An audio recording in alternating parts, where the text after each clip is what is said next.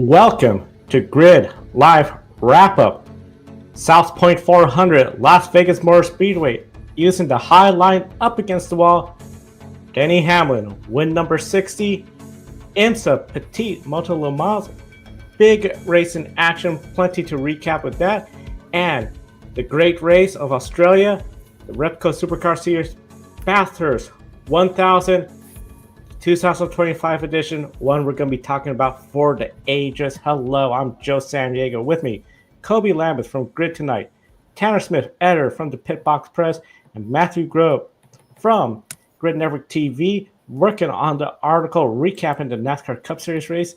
And a big thank you to our Patreon investors, Colin, Deschelle, Mark, Robin, David, Matthew, and our newest member, Crystal, for investing in the Grid Network through Patreon. Link in the video description to invest in the Grid Network each and every month through Patreon. Help us stay on the air. You can also do one time through Buy Me a Coffee, YouTube Super Chat. Help us stay on the air to recap and preview motorsports, report on the latest motorsports news, and on all sorts of good action all over the motorsport world. And I gotta say, gentlemen, this has been a fun weekend of racing. The kind of weekend where very little to no controversy, but just pure good racing on the track to steal the show. And for Denny Hamlin, this is probably going to be one of his victories he's going to remember for the longest time. An emotional win for Denny Hamlin. He is the first driver to put himself into championship floor, but the biggest thing we know, we talked about it for quite some time for himself, Denny Hamlin, getting 60 career wins. He said that's a big goal for his. He didn't lead that many laps, but his car came alive in the second half of that race, and he used a high line right up against the wall to get around Kyle Larson of all people. Then the next lap, he was able to get around Chase Briscoe. It looked like that car was just not handling good in turn 3 and 4 after a while. Denny Hamlin, emotional cheers from the crowd. This was just a feel-good story, I feel, and considering a lot of us are used to the Denny Hamlin. He said he gives the fans a hard time just because of all the stuff they do with the booing and then what he'll say about being their favorite drivers. But this was a very different Denny Hamlin. Tanner, considering everything Denny Hamlin has gone through the last few weeks with the playoffs, the controversy, this year with the charter lawsuits going on with NASCAR, is Denny Hamlin of 2025 the best Denny Hamlin entering Phoenix for the championship? Joe, I think we just watched Denny Hamlin put on the drive of his life. And I am not trying to oversell this or exaggerate this in any way. What Denny Hamlin was able to accomplish in the final 12 laps of today's race was genuinely amazing, especially with how hard it was to make a pass today, especially up towards the front. I mean, you watched the first 225 laps of this race prior to Byron's unfortunate incident with Ty Dillon, and you watched a race where the leader was able to stay out front for a majority of the time because they could just arrow block the guy behind them using their in-car camera. With that said, the final couple restarts there that we got at the end were just very, very, very solid racing, I gotta say. And I think that will largely drown out the previous 240 laps of the event from most people's memory. But Denny Hamlin started on the outside of the third row on the final restart with 14 laps to go. He fell back a little bit behind Alex Bowman and Tyler Reddick. And with 12 laps to go, they were coming to the line, and he shot through the middle between both of them directly in the wake of Joey Logano's car, and powered by both of them on the way out of turn 4. It was amazing. And then he got a massive run through 1 and 2 and past Logano coming down the backstretch. And it was so odd. Like, he would go on the bottom of the racetrack and just power through the corner better than anybody you'd seen all day. Obviously had a very exceptional scrap there with Kyle Larson, one of his very familiar foes. They they traded positions a few times, which gave Chase Briscoe a lot of hope that he might be able to pull this off. But Hamlin was able to take Larson's high line away from him and use it to pass him.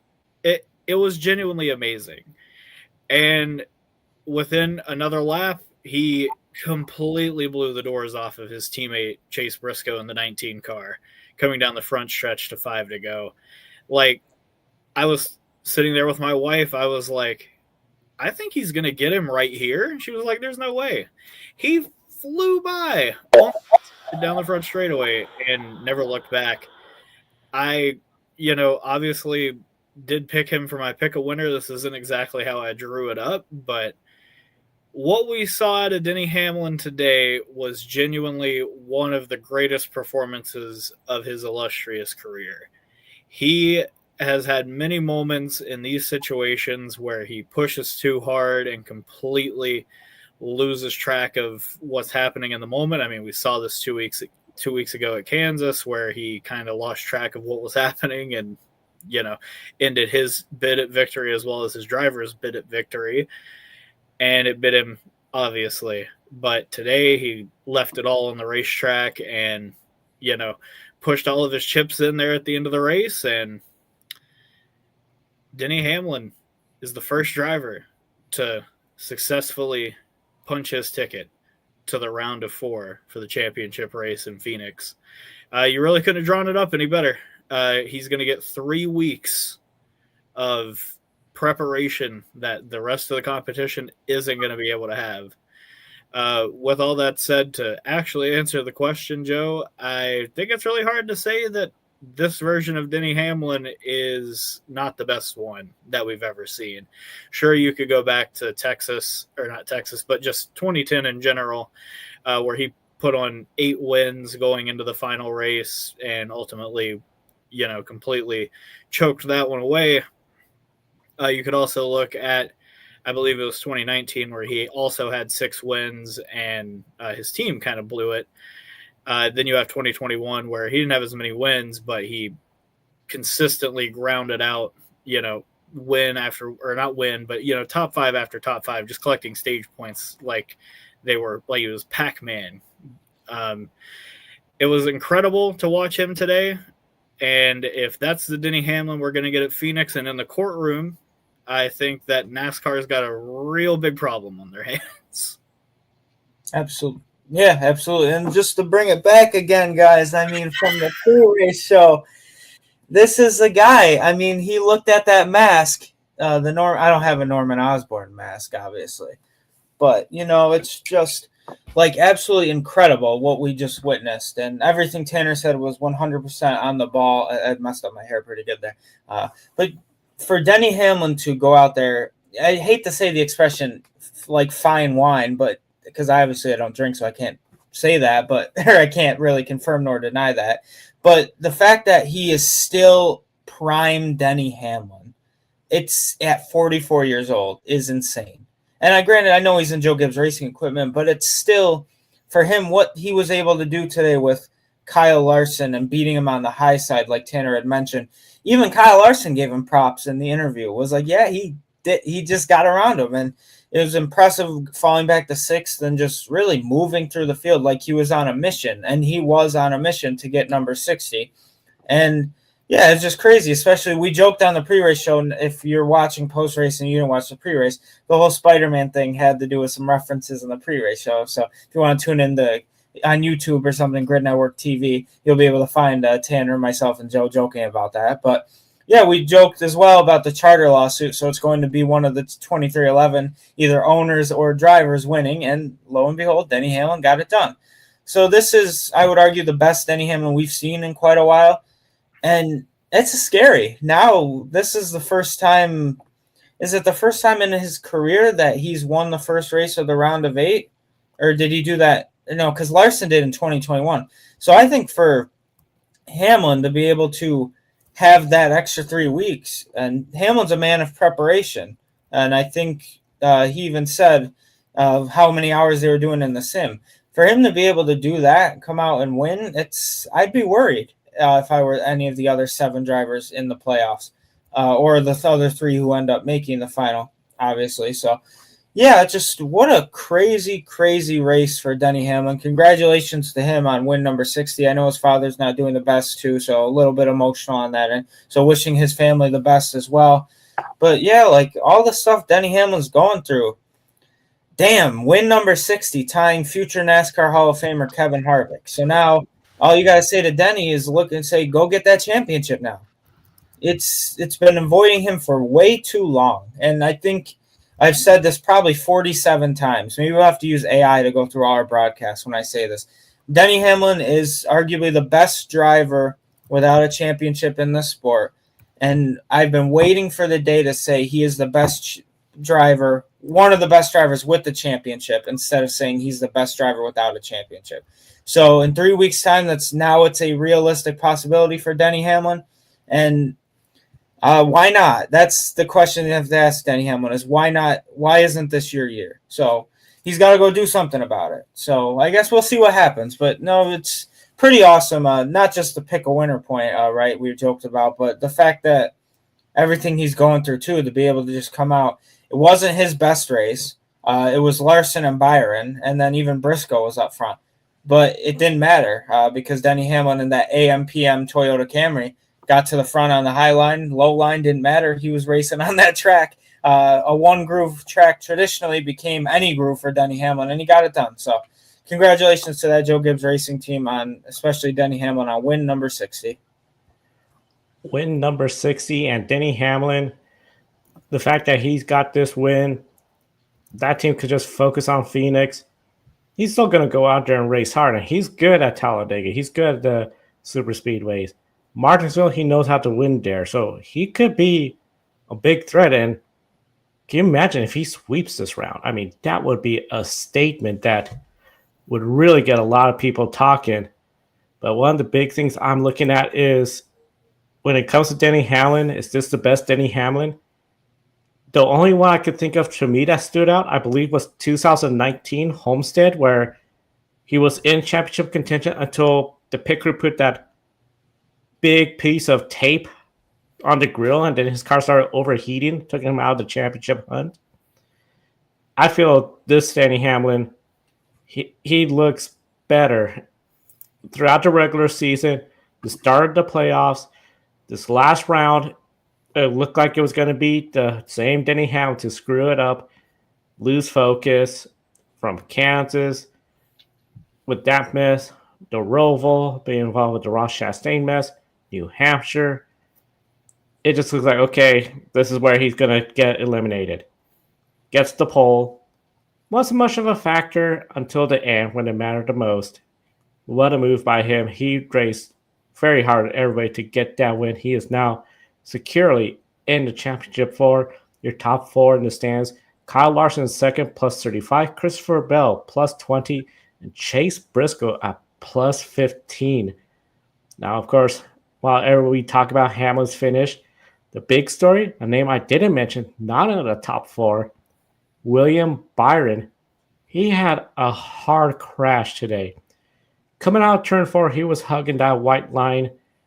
Ty Dillon was attempting to enter pit road, was a little bit about a groove, half a groove above, started to come in as William Byron, right there, wrong place, wrong time, hard rear impact for Ty Dillon. William Byron, that car, I had not seen a Hendrick Motorsport car that tore up in this generation of racing, besides maybe when Kyle Larson got T-boned by Ryan Preece at Talladega. Oh, I thought you were referring to his Atlanta crash last year. Atlanta was a big one too. But yeah, this was a hard hit for Byron. And he said he was just devastated, just sort of looked shocked.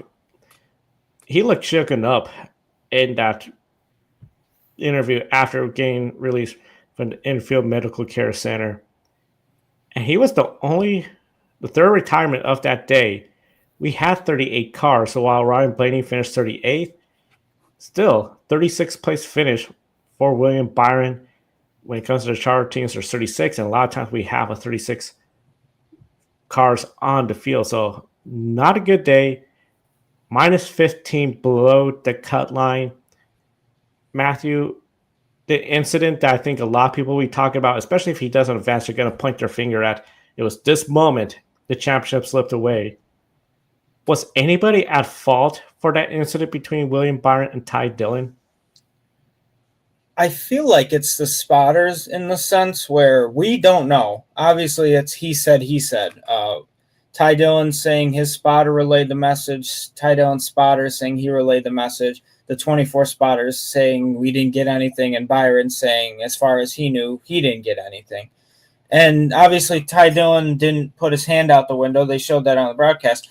But I guess Ty Dillon trusted that his spotter would tell the 24 team, which he said he may or may not. This is all allegedly. We will find out eventually if the spotters told us, but at this current time as we're recording this, we don't know. And so it's hard to say who's at fault. I guess Ty Dillon could have at least even put the hand out the window just because. Obviously, like if you leave the house, you checked if you have your keys, your wallet, everything twice. You go back and check a third time just because, just to be safe. Better safe than sorry. And Ty Dillon could have easily did that. But I don't know. You feel gutted for William Byron. You just do. And one thing I will say, I love stage points. I love the stages because William Byron does not deserve to be punished for being a top 4 car all day long and then finishing in 36. So he still scored 19 points, which would have been good enough if he had finished in 18th where Chase Elliott had finished, even though Chase Elliott had stage points and scored 25 points. But still, for example, William Byron scored more points than AJ Allmendinger, who finished 19th with no stage points. So it shows that you still get a little bit of a reward there, or reward, I should say. But yeah, go from Byron was, we said plus 20 something, or not plus 20, plus like 4, I believe he was to the cut line. Now he's minus 15, and that's just crazy. And then someone like Chase Briscoe, too, benefits from that, was minus 14. Now he is plus 15. So it's just that quickly. And then Ryan Blaney as well was like plus 4 or something. Now he's minus 31. Like, wow. But I know we'll talk a little more about that. But yeah, with Byron and Ty Dillon, I don't know who you blame.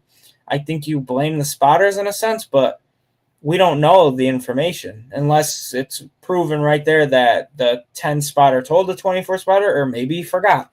Who knows? But somebody's covering their butt right now, and we don't know who it is. But it's just one of those deals where you feel bad. And all we heard on the broadcast was wreck in turn 4, but they were showing a replay of something. And then all of a sudden you turn, you see debris everywhere, and then it's William Byron scooting down pit road with a lot of damage, and then Ty Dillon was destroyed. Then someone else I think spun too. But yeah, I don't know who you blame really, except the spotters. But I guess whenever we find out, we'll be able to comment on that. I think in this situation, I get that you trust your spotter and all that, but like, you couldn't have just thrown an insurance hand out the window. You're already, like 4 or 5 laps down, having a terrible day. You couldn't spare throwing your hand off the wheel for a half second, get it out the window, and make sure the guy that's racing for a championship doesn't absolutely mow you down because he's only about a half second behind you. I do agree that if the message was passed along from the 10 spotter to the 24 spotter, and then that message never made it from the 24 spotter to Byron, then I think that is a pretty open and shut case. But obviously, as Matthew said, that's he said. All that said, it's just, again, I said that William Byron wasn't moving on to the round of 4. And as I said with Hamlin before, with him winning, this isn't exactly how I drew it up. But yeah, I think that Byron was shaken up a little bit, in part because of the impact, but I think we also need to reckon with the fact that he would not have been in that position had he not pushed the car over the limit 3 laps before, had Larson and Ty Dillon pass him to get behind Ty Dillon and inevitably run into the back of him. So I think that Byron was shaken up in a, physical sense, probably. I mean, it was a very hard impact, very very bad impact for both drivers. Hopefully both of them are, in good shape, ready to go next week. But yeah, terrible for the 24 team, the regular season champions, to come into this race and, perform so well. As Matthew put it, 18 stage points would have put him, in the top 20 just for points earned on the day. And to come out of it with a completely wadded up race car that is not going to see the light of day again. And you got to go to Talladega and get some points. Got to go to Martinsville, where you routinely in the fall don't perform, to get some points, and hope that somebody else below the cut line doesn't win to further plummet you in the standings. Things are not looking up for the 24 team, guys. I'm going to be completely real with you. That may have taken the wind out of their sails that they had the first 240 laps of the race. I feel like in the years Byron has made the championship for, he's always been so good where he was. I don't recall him being below the cut line besides the first time he made the playoffs. And okay, well, you're still young, not a rookie, but pretty new into the Cup Series. You didn't get in the next round. But to see where he is now, it's like this is going to be a test for him, Rudy Fugle, that team. Can they make up the ground at two tracks, Talladega, Martinsville, where a lot could go wrong? And we saw how he could be good at Martinsville when he won that race in that special red paint scheme for Rick Hendrick. That was in the spring. Fall, it just seems like nothing's really going on with that team. So it's going to be interesting to see how William Byron can handle the pressure the next couple of weeks. In the chat room, Nicholas, I wish it was William Byron that had one. I think a lot of William Byron fans are thinking that, especially what happened. Denver, great couple day racing with race at Bathurst with a brief cameo from Cup legend Jeff Burton on Australian TV during the Lee Diffie interview, and Las Vegas Cup race and a Denny Hamlin win. It was a good race weekend in general, Denver. Definitely agree with you. And Justin Allen, welcome. If you're brand new, subscribe, hit the bell icon. So for Phoenix, we have 3 Toyotas locked in, counting owner points. Both 11 vehicles in contention, and the first weekend of the round of 8 was swept by Toyotas. Do you all see a trend continuing next week? We saw that sweep. We all agreed in the pre-race show Toyota would be really fast and in contention. Sure enough, they were. But I would say, Tanner, starting with you on this one, Talladega. Do you think the Toyotas can all work together and maybe make something happen? No. Absolutely not. They are plenty outnumbered, and if anything, their 2 remaining playoff drivers are going to get wadded up in a wreck, and it's going to be Denny pushing Bubba to the win. Like, the Toyotas are not winning next week. Not in at least the Cup Series. In trucks, it could happen. In Xfinity, there's a mild chance it happens. But in Cup, absolutely not. Absolutely not. Yeah, it's funny. I feel like Toyota, they'll win on super speedways, but it's always because it's a non-Toyota pushing the Toyota to victory, or an accident happens in front of them, like Tyler Reddick, like when Christopher Bell won. I'm trying to think where Bell won. Was it one of the dual? I can't remember at this point. This season's been so long, I'm having a brain fog. But when Reddick won in the Jordan brand car, wasn't it Keselowski behind him, or someone pushed him and then he got around Keselowski? But it wasn't a Toyota. So yeah, I don't know if they keep it up, but that's a great question. I think trucks, like you said, Heim is good literally everywhere, and Eric Almirola seems to be bringing that 19 car to Joe Gibbs Racing 19 car to the promised land. It's going to be interesting the way the owners' points work in Xfinity with, I think Austin Hill's actually the 21 car still in the top 4 in the owners' championship in Xfinity too. So we'll see what happens with that, but I don't think Toyota is going to win the Cup race. Slight clerical issue. It was actually Truex that pushed Reddick to that win. Damn. I mean, after McDowell wrecked himself, it was really just between, the 6 of the 45, and I believe the 19 got taken out in that wreck, but still, the final shove did come from a Toyota. Cool. Well, I guess that was Truex's best super speedway performance, it feels like, in a while. Well, it wasn't. Yeah. Shout out Martin. I wish he was racing at least one more race this year, but he won't be, so. Yeah. Talladega is just, the Toyotas are outnumbered. So when it comes to green flag pit stops, they have to work with somebody, and I don't think Chevrolet is going to work with them. I don't know about Ford. Maybe not, because they don't got anybody locked in. Chevrolet is the strength of numbers, as you mentioned this morning, Tanner. Those green flag pit stops, working together. But we'll just have to wait to see for Talladega. Of course, we'll preview that next race weekend. One driver that's going to be anticipating Talladega to go out there and get the win, Ryan Blaney, who crashed out early. First retirement of the day. Done early, towards the end of stage 1. 38th place finish. Left front tire gave way. Went straight up the track. Hit it so hard, it looked like the way the car was damaged, it looked like it had erased the number from the side of the car. It was just gone, just all scratched off. So he was done for. Tough break for him. So he's below the cut line. Ryan Blaney, 8th, 31 points below the cut line. So clearly already in a must-win situation. Unless everyone crashes out, he still want to finish second, but that's still not a guarantee. So really a must-win situation. So him and William Byron, negative 15 below the cut line. They're going to enter the next 2 race weekends in almost must-win situation. For Byron, must-win for Ryan Blaney. When it comes to these 2 drivers, Byron, Blaney, Tanner, which driver do you think will do better in the next 2 races out of those 2? Ryan Blaney, over to you, Matthew. I'm kidding. I mean, yeah, it's a pretty simple answer for me, but I'll break it down a little bit. Obviously, Ryan Blaney has won at Talladega in the playoffs before en route to a championship. Got to look back at 2023. And he also has a previous fall win there back in, I want to say, 2019 over Ryan Newman.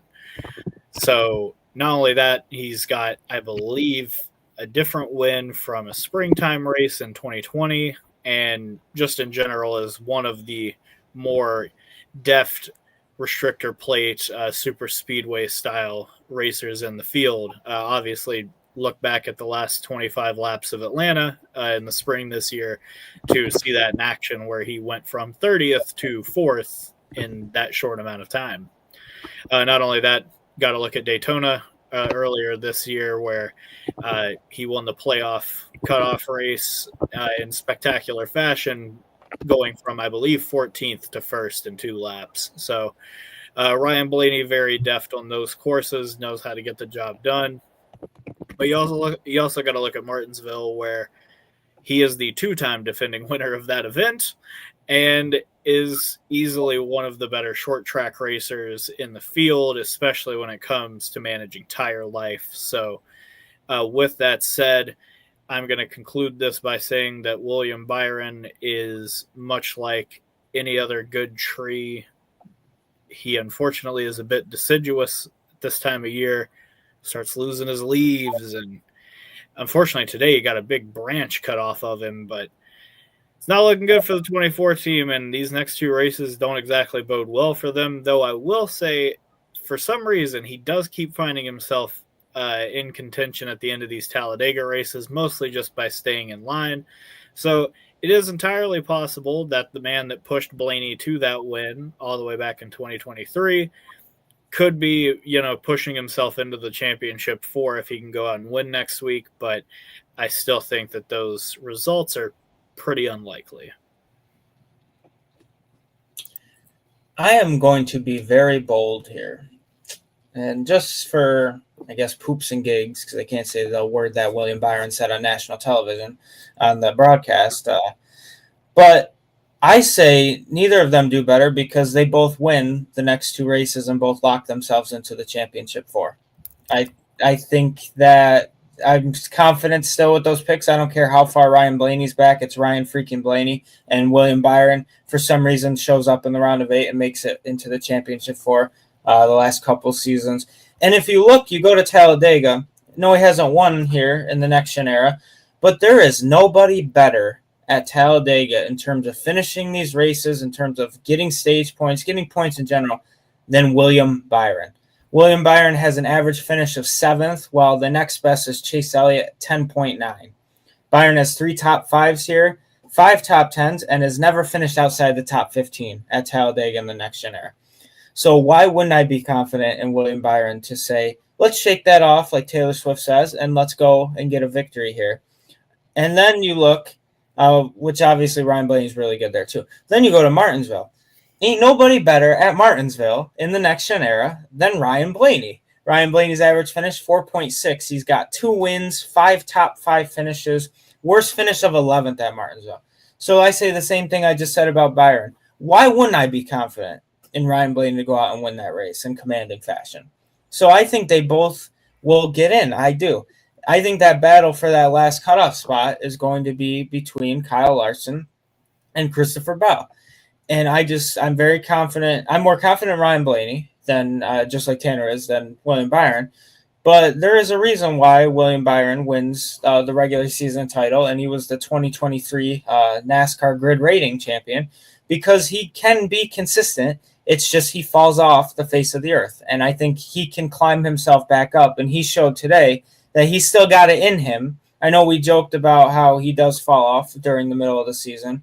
But I feel like there's still that William Byron in there from the earlier part in the season that can go out there and contend and win. And he showed that today. It's just unfortunately he got involved in an accident that seemed like miscommunication. So I'm not going to say he would have won the race. It probably would have been Kyle Larson if there was no cautions. But yeah, I'm being bold here, and I can't wait to be completely wrong by saying I think both of them will do well. I think Ryan Blaney or I think William Byron goes out and wins at Talladega, or at least contends and gets himself enough points to overtake guys like Briscoe, Elliott, stuff like that. And I think Ryan Blaney goes out and wins at Martinsville. Do you think iRacing is going to change his awareness rating going into next week for the accident today? Crash avoidance as well. Maybe those get knocked down a couple ticks. Maybe I don't know about that 100 overall rating, y'all. That was crazy to me. 45 brings it down to a 99 after today. Denny's got to go up to 100 now after how he ended that race. For those are not familiar, NASCAR 25, William Byron, it's a 100 rating. Everybody else is a little lower. Yeah, if William Byron, I know I had major jokes like, well, does the score drop at the end of the year? Because it seems like he just doesn't perform. And that's the thing. I agree. I think Ryan Blaney is going to have a win at Talladega. I think he's going to go out there, get a win. He knows how to do it, or at least strong enough finish. And then Martinsville, he has to be, I think, one of the favorites to win there. William Byron, if he's in a must-win at Martinsville, I just do not have the confidence in him. It's just going to be interesting to see how this all shapes up for William Byron, Rudy Fugel, and that team. In the chat room, Justin Allen again. Regarding trucks, can we see Heim try to help someone like Honeycutt win to keep stronger competition out of Phoenix? Or do you guys think it would be hard to do with how the trucks races go? This is something I've always been curious about. And we talked a little bit about what Denny Hamlin last race weekend. Had he allowed Bubba Wallace to win, Chastain would have been out of the playoffs. Logano would have been out of the playoffs. And then this happens. It's like, but now I think with Denny Hamlin, he's in the playoffs. He's securely in the playoffs. I think he's still going to go out there, win. I don't think he's going to keep anybody out. Tanner, Matt, when it comes to the truck series, do you think that's something drivers are thinking about a lot more of? If I do this, it'll keep a certain driver out the next round? I mean, I think Corey Heim's trying to win. So, like, he might just go stack on another trophy to the mantle. Honestly, I mean, if he's in a position to win, why would he push someone else to do it? Why not make everybody fight for their lives at Martinsville? Wouldn't that be better? Like, I don't know. Me personally, that's probably what I would do if I had a chance to win. I also don't think Corey Heim cares about Caden Honeycutt. And I know they've only been Toyota team. It's a hell of a question though. Justin's been incredible in this chat room. We appreciate you for stopping by. But I don't think Honeycutt only being a Toyota teammate for these last couple months, I don't think Heim cares. I don't think Heim would push any of his other teammates, to be honest with you. Heim's going out there and trying to win every single race. That kid loves racing, trying to lead every single race. I think he has led a lap in every single race so far this season. And you look at the cut line, his biggest competition's below the cut right now, and that's Lane Riggs is -1. He's got Raja, Daniel Hemrick, and Tyler Ankrum are to the good right now. That, no offense, isn't as great competition. Hemrick's been pretty good here. But when you have guys like Riggs and Majeski below the cut line, I think maybe Justin makes a good point is he'll push Honeycutt to get some stage points. But when it comes to the win, get the hell out of my way is what Corey Heim's going to say. He will put anyone out of the way. And Heim doesn't race dirty, but I'm just saying he'll do it in a clean way where he'll get him out of the way. But yeah, he'll him out the dry if he needs to. Yeah, that kid's a stone cold killer. That Corey Heim kid. He knows how to win, and I don't think he cares what truck's in front of him, regardless of the manufacturer or team. Yeah, I think it's going to be Heim. I'll also throw in Connor Sillage. They just want to go out there, get the win. Because Connor Sillage is just so good on such another level. Even if he thinks, oh, this person's not my level, you just never know. Just bad luck could take you on. That person could end up winning. So he just wants to go out there, get the win as much as possible. Looking at more of the playoff picture, as we mentioned, Chase Elliott, 23 below the cut line. He got a penalty for a loose tire. Well, a tire that the crew lost as it was rolling away, got into the 38 pit crew. So that was a penalty. One of the big things that put him a lap down, and since then, the rest of the race, he was just not a factor. Not in contention for going up there, working his way to the front. It just seemed like that car the dirty air really negatively impacted. You look at Kyle Larson, the only Chevrolet driver in the top 4 plus 35, because the other two, his teammates, Byron crashed, Chase Elliott the penalty. You have Christopher Bell, plus 20. We've talked about this in the past. That's a dangerous number. It looks like it's enough. That's only 2 stage wins, and somebody could close that gap. Chase Briscoe, plus 15. Really, you're not safe. You got to go out there, get those wins, get enough a point cushion before you can start thinking about, I'm already in. So overall, Matt, do you believe Chevrolet, again, could potentially only have one car in the championship floor? I think so. I mean, I don't think Toyota gets 3 in there personally. I know, like you said, Briscoe is above the cut line. Bell is too, but I don't think I think it's more likely that Toyota only has 1 than having 3. That's just mainly because of Ryan Blaney, and I think if William Byron can win. But it seems like Kyle Larson, unless all goes to hell for him in these next 2 events, which he scores a lot of points at Talladega, and he has won at Martinsville before. So I guess the only way he gets out is if there are 2 new winners and someone like Bell just somehow outscores Larson. So I think we are guaranteed to have one Chevrolet in there. I don't know who it would be. So yeah, I guess at least 1, maybe 2, depending on how Byron goes as well. Feel bad for not picking Larson to be in my championship 4, but I didn't want to change what I initially picked, many months ago. So I was confident, but clearly my confidence was wrong. But yeah, I think Toyota is more likely to only have 1 car rather than Chevrolet, though. So we'll see what happens. That's really all I can say to that. It'll be interesting. Talladega could really go anywhere. And I think it'll be even more funny if a non-playoff driver like a Ricky Stenhouse Jr. wins at Talladega, because then Martinsville will be really fun to watch for the guys. And because they will be running into each other, as long as we hope there's no Chevy blockade or a Toyota with failing brakes hitting the wall in the final couple laps. Hopefully none of that stuff happens. which, I mean, there was actually failing brakes. I just made a funny silly about that with one of the drivers from last year, that Martinsville race. But yeah, as long as we don't see any tomfoolery, I think that would be the word.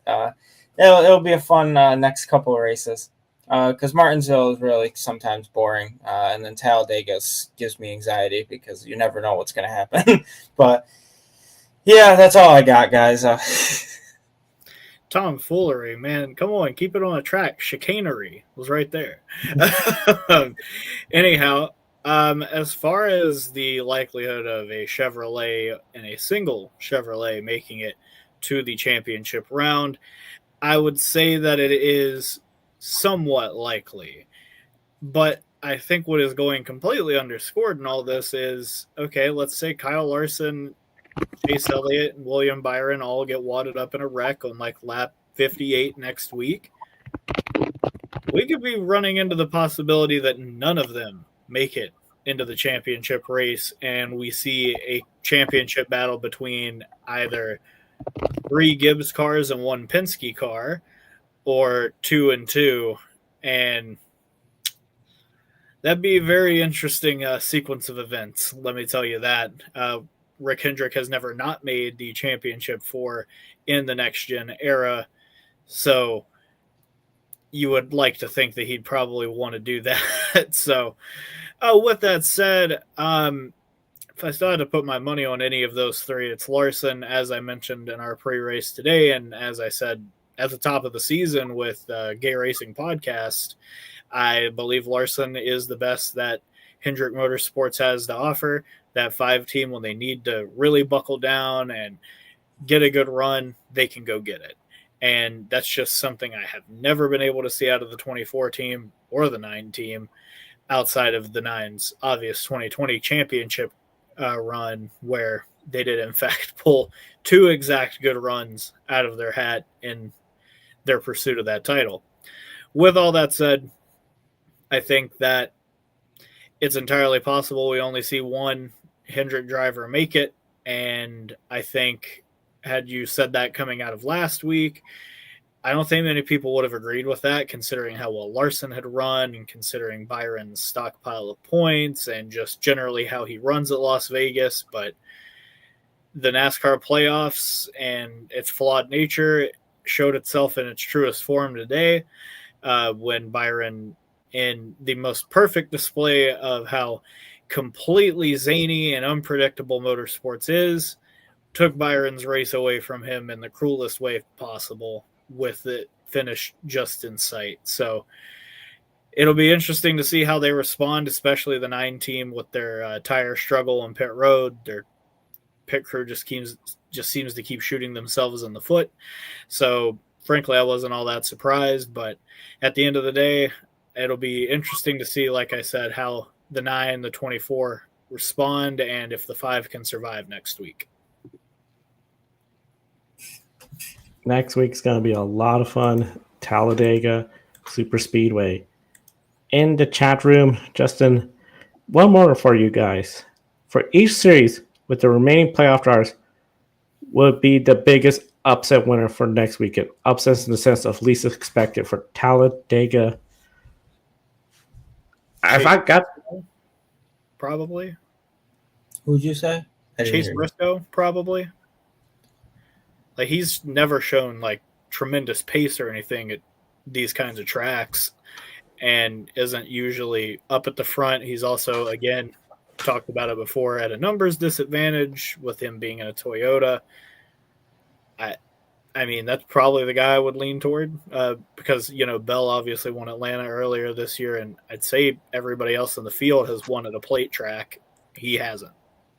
Well, I guess and Larson, but yeah, Larson's still scoring a lot on those tracks. For me, if I go the other route, I would say if Caden Honeycutt honestly won, would be a big upset, because obviously he doesn't have one. And then I would argue Carson Kvapil being 22 points below the cut line. I think to get his first career win to lock into a championship 4 would be insane. Can't really say Sammy Smith, because he's proven he could win on super speedways, regardless of how it gets done. It gets done. And for even Sheldon Creed, I think whenever he freaking wins, he deserves it. I don't think anyone deserves a win more than Sheldon Creed, and it just hasn't happened yet. I would think Kwapo's the bigger upset there. But yeah, and then on the Cup side, like Tander had mentioned, I think Briscoe, who shows pace, he just doesn't finish these races, and all the other guys seem like have won on a super speedway, except for him and Larson. So another great question. Thank you again, Justin. Yeah, great question. It's interesting because Kyle Larson never won a super speedway, but I wouldn't count him as an upset winner. I think in the Cup Series it's harder, maybe Briscoe, but I think he's capable of doing that. I mean, because Blaney has won there, Logano, Elliott. Pretty sure Byron has won at Talladega. I know he's done at Daytona. Next gen, I think he might have though in the previous Gen 6 then. And then you got Hamlin, Larson, so just Briscoe and Bell, really. I know in the Xfinity Series and Truck Series, I think if anybody else besides Currenheim, Connor Zillers wins, that's a little bit of an upset. Yes, Matt? I was just going to add, I think it'd be funny if you consider an upset. If Austin Hill goes out and wins Talladega, the 21 team will be locked into the Owners' Championship which that's still, it's funny that suspension didn't wipe the owners' points away. And Austin Hill, even though he was eliminated very early, is still qualifying and still racing really well. Just those 21 points would have been needed, but he decided to go whoop, and then there goes his title fight. But hey, he could still win the owner's title. So I think that would, it's hard to say Austin Hill winning on a super speedway is an upset, but in terms of the standings on the owner's side, it's possible that a Zilich or Allgaier or someone like Jesse Love in the owner's title fight wouldn't be fighting for a championship, and I think that's really interesting. I think Hill would have the wherewithal and the mental capacities to just push Love to the win because he's still in it, but I've seen stupider things happen in the past, especially with the Xfinity Series at a plate track. So, Talladega, as Adam says, next week, going to be exciting. Can't wait to be there. And of course, we can't wait to cover that race at Talladega Super Speedway. Because we'll be previewing it next week. And right here, subscribe, hit that bell icon so you don't miss any of our programming. We'll be switching over to the Repco Supercar Series, the Bathurst 1000.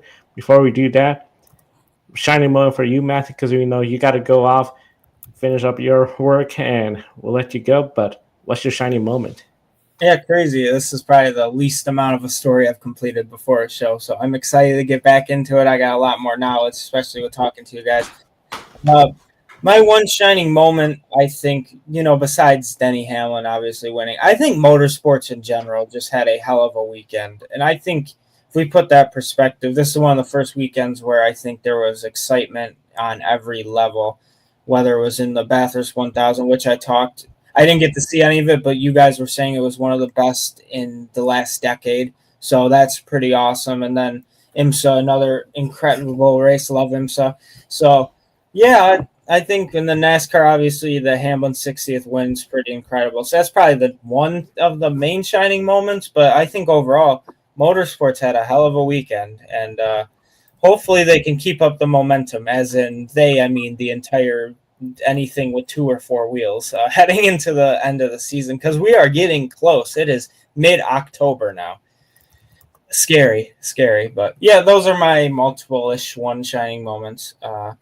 But I will be writing the rest of my story. But as always, thank you guys for having me on the post-race as well. I'll have to go find my Spider-Man mask I threw across my bedroom again. So, thank you guys again. Thank you, Matt. Oh, good, Joe. I was just saying thank you, and that's it. So go ahead, Tanner. Yeah, not a problem. Yeah, Matthew, thanks for giving us your one shining moment there. And we're going to head right into Australia's great race. This year's Bathurst 1000 was one for the ages. Thrilling action from beginning to end as the Repco Supercars Championship. Great race of Australia lived up to its name. The race at Mount Panorama started off in dry weather conditions, with Dick Johnson Racing's pole-winning number 38 Shell V-Power Ford leading the field in the hands of co-driver Todd Hazelwood. Brody Kostecki put it on pole Saturday in the top 10 shootout. It seemed like it would be a battle of the favorites, DJR, Triple H's Red Bull Ampol Racing, and Tickford Racing. However, that's when the rain came and shook up the race in ways we never imagined. Hazelwood and Mark Winterbottom brought Kostecki and Cam Waters' cars to the pits for wet weather tires. Then an untimely caution came out as others who stayed out got a free stop and trapped those two front-running Fords down the running order. After losing track position, both drivers got into trouble as Kostecki got a penalty for getting into the back of Ty Dillon and later lost laps in the garage due to a mechanical problem. On the other hand, Winterbottom crashed hard into the wall and suffered front-end damage to Waters' number 6 Monster Energy Ford, and we saw even more issues from contenders with crashes for both Brock Feeney and Will Brown of Triple Eight, plus Chaz Mostert also got to enjoy a nice cold one with the fans after his engine expired on the mountain. Kobe, I'm going to kick this over to you. Are you surprised that so many of the usual contenders ran into trouble, opening the door up for others to shine? Yeah, absolutely, Tanner. I was really surprised by the number of drivers who ran into trouble in this event because, like you were saying, you think the Dick Johnson Racing Ford, especially that 38 of Brody Kostecki and Todd Hazelwood. I know quite a few people picked them for pick a winner, because of how this duo did it last year and thought Brody and Todd were going to run it back again, but with a different team and manufacturer this time in DJR and Ford. But, unfortunately, during a situation like that, you don't know how hard the rain's going to be or how long it's going to last. But, once it started to rain, it basically lasted for the rest of the race, which was good for all the viewers, but not good for, the drivers, obviously. And during that time, I thought it was crazy. As the rain picked up, we saw more teams stand out on the slicks.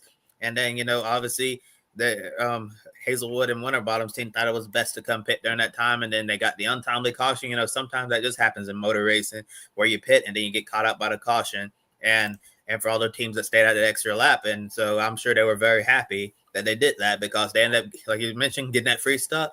And then Hazelwood, Winterbottom, caught back in traffic, and that's where issues happen. Yeah, it was unfortunate. I guess Brody, was really flustered to be so far back since he had winning pace, on his own in that car. And if Brody had got clean air, I think, he would have obviously set sail, and probably we'd be talking about another Bathurst 1000 victory from Brody Kostecki. But, got really frustrated there, got in the rear Kyle and got the penalty, and then, had some issues there out of his control that ultimately took him out of the race. And, Mark Winterbottom, I know he was excited to be returning to Tickford and Ford here. Great opportunity with Cam Waters to try to get a victory in top-tier equipment.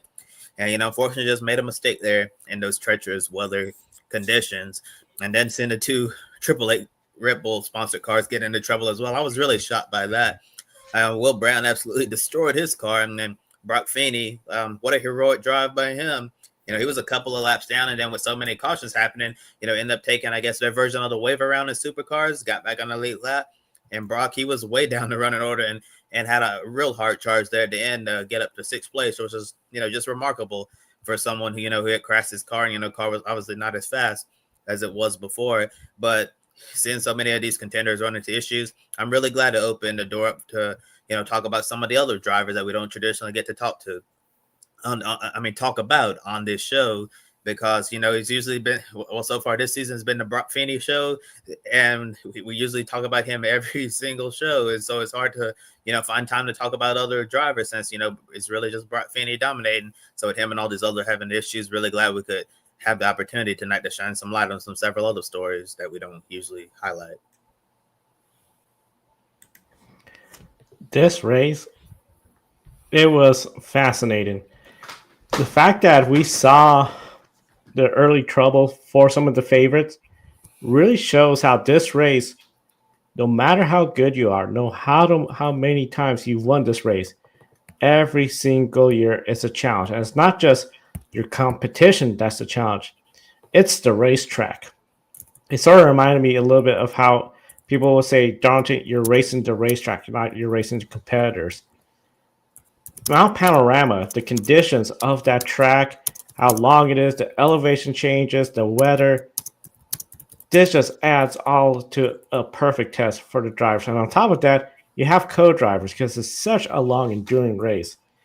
Overall, I just saw this race as something where when you have drivers like this, top-level drivers, going out there competing and putting on a heck of a race, and they're still making mistakes here and there. They're still having issues. The pit crews, they get so excited when they see they got the lead or they picked up a position. We saw that throughout the race. Overall, it shows that this race is one that is just hard to run away with.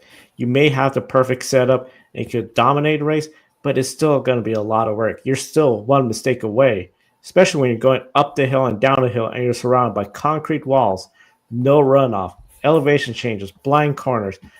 The fog today, my goodness, that was something else towards the end of the race. This race had so many tests for the drivers, and I think the drivers proved what kind of competition level they're on. Yeah, the mistakes, we're going to talk about that more. It made for fascinating storylines of this race because we really, truly did not know who was going to win this race. But at the end of the day, this is what I think is part of what makes Bathurst 1000 so great. Because we've seen drivers like Winterbottom, Jamie Whincup, Scott McLaughlin, Shane Van Gisbergen come in as a favorite, but they don't always go out with the win. This was just another chapter of it and a thrilling chapter for the history of this race that, without a doubt, I think this was the best race of the weekend. Indeed. And, I think that as far as the question is concerned, I think that when the usual contenders are put up against unusual conditions, you tend to have unusual results. So I don't know. To me, it makes a lot of sense with the deluge that they were running in, that they ended up encountering trouble. But let's talk about the wild battle up front towards the end of the race for the win, and ultimately the controversial contact, which initially saw a three-way battle between Cooper Murray, the rookie, James Golding, and Matt Payne. In the closing laps, Golding tried to make a move on the inside of Murray, which didn't pan out as he spun the rookie driver from Erebus. Thankfully, the damage to Murray's number 99 Chevrolet wasn't too significant, and he kind of bounced his rear end off the wall and got right back going in fourth place. But ultimately, the contact completely pushed Murray out of contention for the win. Golding ended up passing Payne back after slowing down to allow Murray to not hit him. And unfortunately, Golding was slapped with a 5-second time penalty for the contact, meaning that when the teams all crossed the line, Golding reached the line first, but ended up scored third because of the 5-second penalty, leaving the win to the number 100 car of Matt Payne. And, obviously a very big win for Penrite Racing. Joe, throwing this one over to you. Do you think that race control made the right call to penalize Golding for the contact with Murray? I have to say, yes, they did. The supercar officiating, I think, did a good job all weekend of applying the appropriate penalty. We saw penalties handed, including like 5-second stop penalties, a drive-through penalty. I think they did a really good job of taking in factors of, okay, what was the car that caused the crash or the contact? Where were they? How did this impact the competitor? A good example when Brody Kostecki locked up the front tires on the front stretch, went straight on to Matt Payne's teammate, ruined his day, ruined his own day as well too. They still looked at it and they still assessed a penalty because, hey, we don't want to see that in the supercar series. Contact when you're hard racing, like what Cam Marsh and Brody Kostecki were doing early in the race, side by side, swapping each other for the lead. That's great. We'd love to see that. But when you see contact, especially the ones that could be avoidable or just put, in a sense, ruins a person's race because somebody was a little bit impatient, I think that's the right call. And I think it was very key how Matthew Payne at the end of the race said, I saw that coming. I felt that was going to happen, the contact between Golding and Murray. Two drivers, less experience. Really, for Golding, my opinion, if he had waited till they'd gone down the hill, I think that was going to be the best opportunity because we knew Murray, his setup, the tires had more air pressure. So that's why I truly felt like you got to get that run, coming down the hill. I mean, heck, we saw that's how he was going to get past, put up a heck of a battle with Matt Payne, who went through the grass but recovered. He could have done that. Instead, he put himself in a bad spot. Just, it was not going to work. Took out Murray, and really, that's sort of put him behind because now he lost a position. Had he not lost that position and pulled away, maybe that 5-second penalty would have been a big factor. But I just felt like that was not a smart move. I think the Supercar Series did the right job in assessing a penalty to him. Yeah, Joe. After taking a look at this incident, several times after it happened, I feel like race control was put in. I guess they had no choice but to make this call, and I feel like it was the right call in this situation. But you can't really fault James Golden for making this move, right? Because he recently just announced that he's going to be leaving Premier Racing at the end of the season. He's going to be moving over to the Blanchard Racing team. So so this is like a final hurrah with this team, and plus Golden is not someone who's in position to win a supercars race, especially the biggest race of them all, week in and week out. So I understand his desperation here that he really wanted to get that lead from Cooper Murray right then and right there, but just caught him out there and end up ruining Cooper's day, which is super unfortunate for him. Because can you imagine if a rookie had won the Bathurst 1000, and not just one rookie but two rookies? Because his co-driver Joe Stewart, he was just absolutely remarkable throughout his stint in this race, and real shame for those two young guns there in the Supercar Series. But yeah, I feel like the race control had to make that call on James Golden, because that was definitely avoidable contact 101, because that could have been avoided. But unfortunately, the two made contact, and that's exactly what happened. I also got to give kudos to Matt Payne there, at the end for, not getting into some argy-bargy there with James Golden, understanding that is not the race for the win there. That you need to watch out behind you, and if James goes, just let him go, and that's exactly what he did. Let him go down the road there, take the checker flag. But at the end of the day, got that penalty, and then Payne ended up getting the win for the Penrite Racing team. Indeed, it was a rather spirited affair for sure. I got some comments here from some of our diligent watchers here. Adam said, Bathurst 1000 in the rain. It was insane. One of the best I've watched in a very long time. Had friends that were there. Wow, that's pretty amazing. And also added that he stayed awake for the entire Bathurst 1000, all, I believe, 6 hours and 57 minutes of it. Whew. Marathon of a race. Started 5:45 my local time, ended at like 12 something. I know for you, Kobe, you were up in the early hours of Sunday. Yeah, Joe. Actually, didn't get to sleep till about 6 a.m. because I was just so hyped about this race, because I know we're about to get more into it, but it was just such a dang good race, and I was like on cloud nine. I was so hyped about how great that was, and I just could not go to sleep, and then I slept for like 5-ish hours before I got to watch the Panthers beat the Dallas Cowboys. I could just feel the giddy and joy coming out of Kobe's voice talking about the Panthers beating the Cowboys. But moving back into Supercars competition, we're just a few hours away from it being 24 hours since the checkered flag flew in the 68th running of the Bathurst 1000, and people are still, just like Kobe, buzzing about the whole race, which had everything. You went from dry to treacherous wet weather conditions at one of the most challenging tracks on the planet. Pre-race favorites made mistakes or got caught out on the wrong strategy. A rookie almost stunned the Supercars paddock with a win and in to shake up the inaugural playoff grid. Plus, you had all the drama up front with Golding battling Payne at the end despite having a penalty. It almost allowed veteran driver David Reynolds to slip by at the end to steal a win in the great race. Given how insanely entertaining this race was, people like NASCAR and short track journalist Matt Weaver and Xfinity and Truck Series driver Parker Kligerman, they both chimed in saying how this year's Bathurst 1000 might be in the conversation for one of the greatest motor races of all time of any series on the planet.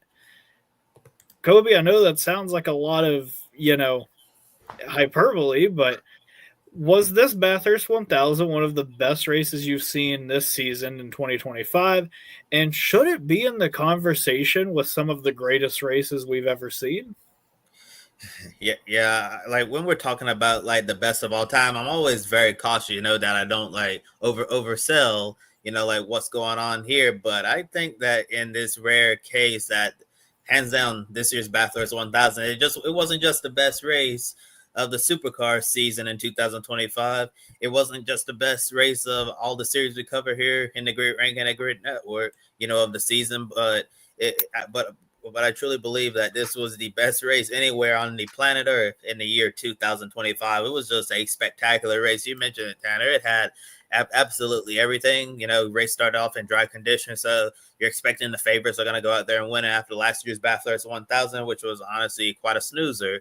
You probably thought you're going to see much of the same here, but the rain turned out to be the great equalizer, and then it just got heavier as the day went on. And we already know in the drive, Mount Panorama is a very challenging circuit already. But when you throw a whole bunch of water on it, especially when it's standing water, and I believe Joe mentioned the fog there at the end, when you have all of those things working against you, it makes an already extremely challenging track, even more difficult. Bathurst is probably, in one of the top 5 most challenging tracks in the world. And my list is number 2 behind Nürburgring Nordschleife circuit, which I believe is the most challenging in the world. And but these supercars drivers, they show why they're absolutely rock stars and superheroes behind the wheel of those race cars. They were wrestling around the mountain, just inches away from disaster. And for the most part, most of the drivers end up surviving through this race. I know it had quite a bit of attrition there and mistakes, but despite some of the mistakes we saw, a lot of the drivers and teams were able to work on the cars and get them back out there. But it was just an incredible race from start to finish. It was wild seeing the favorites, as we mentioned, like the DJR cars and the Triple Eight cars running into trouble. And then we saw Cooper Murray potentially been a rookie going out there and winning the Bathurst 1000. Then the crazy battle at the end, Golden punting Murray, getting the penalty, and then you think Matt Payne has us in the back end there. Here comes David Reynolds out of absolutely nowhere. And I just want to know, where on earth did David Reynolds come from at the end? Because it's like he just shot out of a cannon. He was like running 1 second faster, than the leaders there. And I do wonder if David Reynolds had maybe like 1 or 2 more laps, could he have potentially gotten there? And it seemed like he had one look there at Matt Payne, but going down the mountain, but unfortunately missed it there. But you have to give a call there to David Reynolds for what he was able to do in that situation. It was just an insanely entertaining race. Loved that absolutely every minute of it. And when you're talking about some of the greatest races of all time, I think Matt Weaver from motorsport.com is spot on that it should at least be in a debate of one of the greatest motor races that we have ever seen. And my very first race was an all-time classic. It was the 2007 Daytona 500. I ranked that, as one of my greatest races of all time, despite being my first. And then also look at the 2015 MAF TV 500 at the formerly known as Auto Club Speedway, which unfortunately no longer exists, in Fontana, California. That IndyCar race, I believe, was one of my most favorite races of all time, one of the best I've ever seen. But I have to say, looking at the 2025 Bathurst 1000, I have to say it's right up there with the MAF TV 500 from 2015, an entire decade ago, because this year's Bathurst 1000 was a once-in-a-generation type of race, which it was exciting and unpredictable from beginning to end. And it was just remarkable. And typically I would tell someone, if you didn't watch the Bathurst 1000, like because you were asleep or something, depending on where you were in the world or busy, I would usually say go back and watch the highlights package, but I'm actually not going to say that. If you have access to the full broadcast, I know if you're outside of Australia, you can watch them on SuperView, on your own time. And if you have SuperView, I'm actually not going to say go back and watch the highlights package. When you have full undivided attention, 7 hours of that, I actually want you to sit down and watch from the time the lights go out to the checkered flag on the very last lap. It is truly worth your time, sitting down in front of your TV or your laptop for 7 hours to watch this race. It is that good. And during the off season, when I have some time, I'm actually going to do that. I'm going to go back and rewatch it from beginning to end, because this was just truly amazing. I was on the edge of my seat the entire time, just truly enjoying the test between man versus machine around Mount Panorama. Yeah, and I got to tip my hat to all those drivers because they put on one incredible show. And I never thought I'd ever see a race again that would rival the 2015 MAF TV 500. But, just 10 years later, another generation later, we have found another one. I believe that is this year's Bathurst 1000. The 2025 Bathurst 1000 is going to be one of the best races we're going to be talking about for years to come. And without a doubt, my opinion, the best race of 2025. When you look at all the series integrated ranking, nothing is as unique as this one.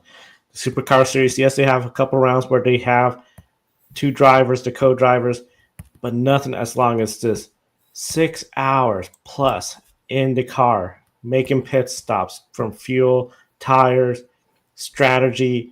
Such a unique circuit, Mount Panorama. Such a big track. You're racing up a mountain, down the mountain. Some of the legendary corners like Skyline.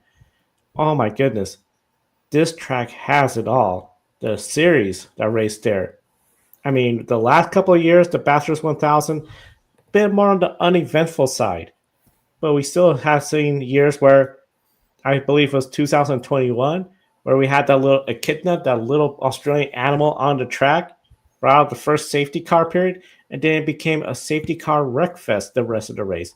We've had years where Shane Van Gisbergen had the lead, looked like he was going to win. A flat tire ruins his race. It always seems that this race has something, but this year it just really, I think, showcased more what the drivers could do under such treacherous conditions.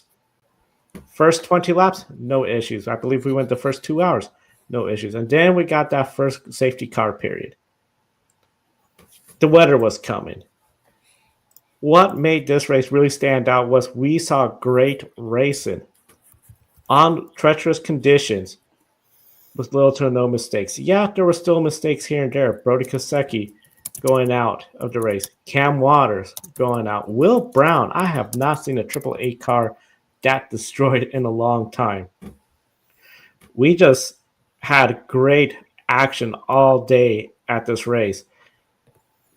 It was just phenomenal to see these drivers going as fast as they are in wet conditions where they could hydroplane easily and just master car control up and down that hill.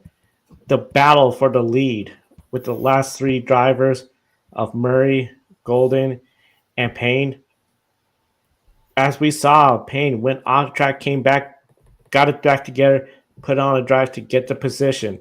We saw how all of them were just racing their heart out. And this is the kind of stuff we want to see in motorsports. We want to see the drivers go out there pushing it, trying to get that win, rising up to the challenges.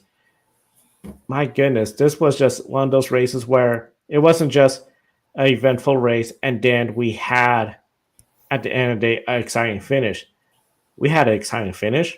We had an exciting race for 6 hours and 57 minutes of just keeping everyone engaged as to who's going to win this race.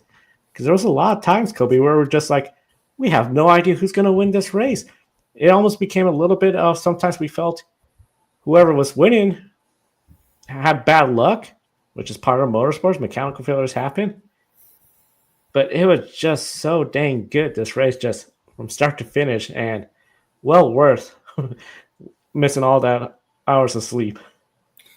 Yeah, absolutely, Joe. Totally. And I think that was the best part about this race, that it was unpredictable and you had no idea who was going to win. I think during like the final hour or so of the race, you had like 5, 6, maybe 7 different drivers who could have potentially won this. And I think so. Going into most supercars race weekends, we think we know who's going to win. It's either going to be like Brock Feeney or maybe a Will Brown or someone else will sneak in there every now and then. But you truly had no idea who was going to win this race, and that's exactly what made it so exciting. And I see Adam says that Parker Kligerman wants to try the Bathurst 1000 one day. I think that would be cool if Parker was able to do that. Maybe you could get someone to get him throw out a wild card entry for him. I'm sure that will gain a lot of attention here stateside to see, an American over there trying the Bathurst 1000. I know that was a lot of attention when Alexander Rossi went over there, and tried to run it with his friend, and Canadian driver James Hinchcliffe. Didn't exactly go too well for Team IndyCar over there at the Bathurst 1000, but it still brought a lot of attention to the event. And if you could get someone from the NASCAR world over there to try like Parker, who is semi-retired these days, no, he still runs, part-time in the truck series with Henderson Motorsports, and then you'll see him pop in occasionally in the Xfinity series. So he would probably have a lot more time to do something like that if that were to materialize. And I just wanted to give his flowers to Garth Tander, one of the greats of the sport. I know we like to talk about the main drivers and all of that. Yeah, Matt Payne, that was a great drive there at the end, and obviously deserves his credit, for holding on in an extremely chaotic final laps at Mount Panorama. But I don't think enough people are talking about what Garth Tander has done. I know Garth is, with, the Supercars broadcast team now. That's his full-time job now, that he's, helping cover the races, and then he pops in twice a year for the Enduros to try to go out there and add to his Supercars legacy. And with Garth Tander, winning his 6th Bathurst 1000, he ties some of the all-time greats of the sport, Mark Scaife and Larry Perkins, at 6. And then if Garth Tander is able to do this again next year, he'll move into a tie for 2nd of all time with the great Craig Lowndes, who is still out there, and Jim Richards. And then, obviously they call him the King of the Mountain, Peter Brock. He stands alone at 9. I know Garth Tander is in his late 40s now. I believe he's 48 years old, and we don't know how much longer he's going to continue doing it. But if he continues to perform as well as he did in his co-driver role, I could see him doing this several more years. And Matt Payne is obviously one of the rising stars of the sport now in the Repco Supercars Championship. And if Matt Payne, continues to drive at this level, he's going to get better in a pinright race and continues to improve alongside this driver. And if Garth stays on, maybe Matt Payne can help Garth get to 9.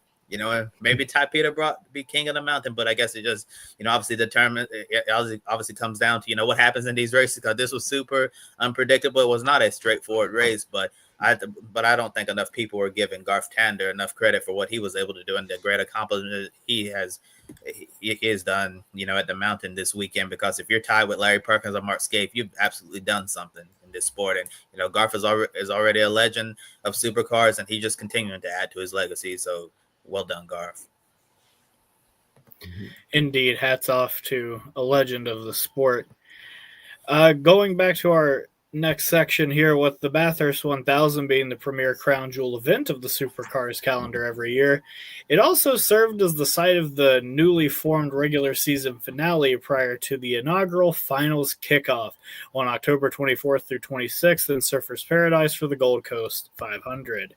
The finals will be Supercars' version of the playoffs, with 10 drivers having a shot to win the championship. After Gold Coast, 3 drivers will be eliminated, and the title contenders will be shrunk to 7. Following Sandown, we'll lose 3 more drivers and have 4 drivers enter the Adelaide Grand Finale with a chance to win the title. If a driver wins one of the races at Gold Coast or Sandown, they'll automatically advance to the next round of the finals, but being consistent points-wise will still be an important factor in the championship fight. Brock Feeney rallied back from crashing and being a couple laps off the pace to finish 6th, maintaining the top seed in the finals over Enduro Cup and Bathurst 1000 champion Matt Payne, who slides into the number 2 slot. The remaining title contenders are Will Brown, Cam Waters, Brody Kostecki, Chaz Mostert, Anton DePasquale, Thomas Randall, Ryan Wood, and Kai Allen. The battle for the 10th and final postseason spot came down to Feeney passing Andre Heimgartner on the final lap, which helped Allen make the finals. As I mentioned, we almost had a rookie shake things up when Cooper Murray almost pulled off the ultimate upset. The Erebus Motorsports driver was leading late until that contact with Golding cost him the biggest win of his career. If Murray had won the great race, he would have locked up the final spot in the finals despite being 23rd in points in what has been a challenging rookie campaign. Entering Bathurst, Murray was the 2nd lowest full-time driver in the points and the lowest of all drivers who completed every race. Can Brock Feeney's dominant season survive this new playoff format? And if Cooper Murray had won the Bathurst 1000, would earning a finals berth as well as would that have potentially overshadowed such a special moment in his career, Joe? I think it would have, in the sense that if he had won the Bathurst 1000, I wanted to see Cooper Murray come out of the car and celebrate, I just won the Bathurst 1000. My rookie year, not a good year, but I just won the biggest race of the year. I don't want him to come out and be like, I'm in the playoffs. No, I don't want to hear that. I want to hear you just won the biggest race of the year in the Supercar Series and the biggest one of your career. This was something where I get it. On paper, it looks like a good idea. You put your biggest race of the year as the last race of the year for the regular season. Looks good on paper. I mean, how many other sports, granted, we're talking stick and ball sport, the Super Bowl, the World Series, the NBA Finals, it's all at the end of the year. Thing is, though, you got drivers that are not contending for a championship at these events. He's not going to be a championship contender. I mean, even if he did shock the world and win the Bathurst 1000, I'm convinced he's not going to all of a sudden advance out of the Gold Coast 500, the Sandown 500, and beat Brock Feeney and Triple Eight for the championship. I feel like just focus on the Bathurst 1000. So I think while I was bummed, I would have loved to see him win, and then of course just see how big of an impact that would be for the team to all of a sudden be in contention for the playoff. At the end of the day, I just think, you know what? He didn't get the win, but how much would that compromise if he got that win, but then everyone was talking more about not you winning the Bathurst 1000, but you shocking everyone and getting into the playoffs. I keep saying playoffs, but I know it's called the final series. I just feel like at the end of the day, it may sting that, you missed out on such an opportunity, but if you were to go out there, win this race next year, and you're not in discussion about the final series, trying to get in, just go out there and get that win, I think you'll enjoy that victory a lot more. Yeah, and I'm gonna start off talking about Brock Feeney's dominant season first, and looking at Brock's stats that are in the finals, the postseason for Supercars.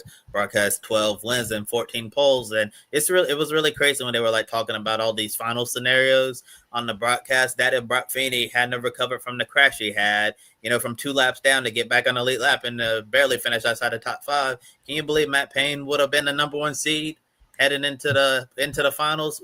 That's it. Compared to Brock Feeney's 12 wins and 14 poles, Matt Payne, he has the second most, 4 wins and 1 pole. So the driver who has 4 wins and 1 pole would have been the number 1 seed if Brock hadn't had that great recovery drive. And then Brock Feeney, who's dominated all season, he would have been the number 2 seed, which is really crazy to think given how far ahead Brock Feeney's been ahead of his competition throughout the year. As we all know, this is Supercars' first hurrah into the playoff world to see how this is going to go for them. So Brock Feeney, he had reason to put the pedal to the metal and go on this incredible drive that he had. I feel like that's another moment that got overshadowed during this race, that people didn't really pay attention to Brock, because I remember during the final laps of the race, I'm like, hey, is that Feeney? Where did he come from? Because last time I looked, he had a lot of front end damage after going into the barrier, and for him to be able to drive that damaged car up to nearly finishing 5th, that's just absolutely remarkable for him. But given how far ahead he is in points right now, I think if he